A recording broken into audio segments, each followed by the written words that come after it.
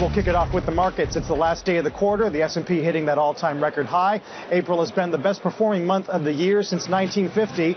Are we ready for another leg up in the markets? Jim Rogers is the chairman of Rogers Holdings, and he joins us this morning, I believe, on the Newsline. Jim, good morning. I'm delighted to be here, Carl. How are you? I'm pretty good. Finally got this albatross out of the way in terms of these technical levels. A lot of bears argue good reasons not to participate in Q2. What do you think? Well, it is very artificial, I must say. If you give me $1 trillion, Carl, I'll show you a good time, too. And a lot of people are having a good time. I'm somewhat skeptical because I know it's going to end badly. Let's center on U.S. People point to typical seasonality, not that great going into the springtime. Big components like GE diverging from the broader index.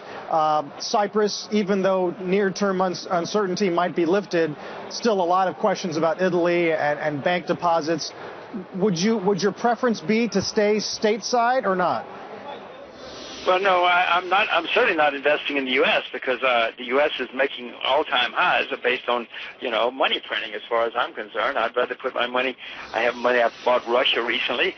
Russia's certainly not near an all-time high, Carl. Japan I own. Japan is not near an all-time high.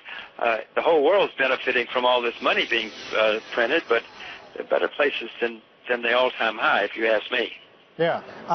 What's your appetite on Europe at these levels? No, I'm not. I own Swiss francs. I own a few shares in Europe that I've owned for 15 or 20 years. But no, I'm certainly not buying there. I mean, it's pretty scary what's going on in Europe. When they start taking money out of people's bank accounts, I, for one, am making sure I don't have too much money in any single bank account anywhere in the world now, because now there's a press on it, Carl. The IMF has said, sure, loot the bank accounts. EU has said loot the bank accounts. So you can be sure that other countries, when the problems come, are going to say, well, it's condoned by the EU, it's condoned by the IMF, let's do it too. Have you personally made moves, Jim, where you were a large depositor and you said, get me under the insurance cap? Well, I'm not rich enough to be a large depositor anywhere, Carl. I'm not like you. But, yes, I have started the process in a couple of countries in Europe already. It's underway to make sure that I have under the guarantee amount. And everybody should do the same thing, too, because they're going to go like crazy the next time around. Yeah. Now, there is this discussion that we've had this week, obviously, about whether or not this is truly a template, as the Dutch say. They've tried to walk that back, Jim. What do you think is true? I mean, is Cyprus a special case, or might we expect a similar strategy to take effect in a larger country, if need be? It's going to happen. Of course it's going to happen, Carl. Now the IMF has condoned it. The EU's condoned it. I mean, it's politicians who are telling you it's a special case. Oh, don't worry, don't worry, don't worry. Carl, what more do you need to know when politicians are saying you don't have to worry, it's a special case? Please, you better hurry. You better run for the hills. I'm doing it anyway. It doesn't mean I'm right.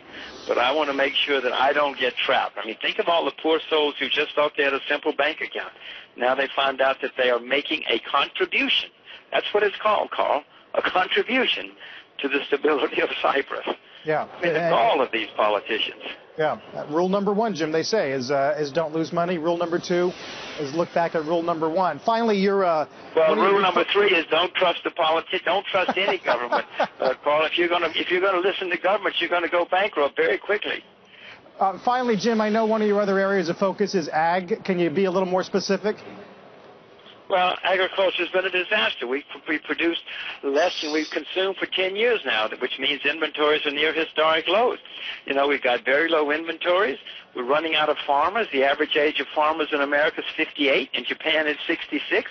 I mean, farming's been a disaster for 30 years. Prices have to go much higher. Maybe not this year, but certainly this decade, or we're not going to have any food at any price, Carl. There aren't enough. You know anybody who became a farmer? Probably not. They're making a lot fewer of them in this country, at least, that's for sure. And we just got a taste of it with that drought not too long ago. Jim, have a great time in Chile, I believe is where you are. And thanks for coming to the phone. We'll talk soon. Thank you, Carl. Bye-bye. Jim Rogers, chairman of Rogers Holdings.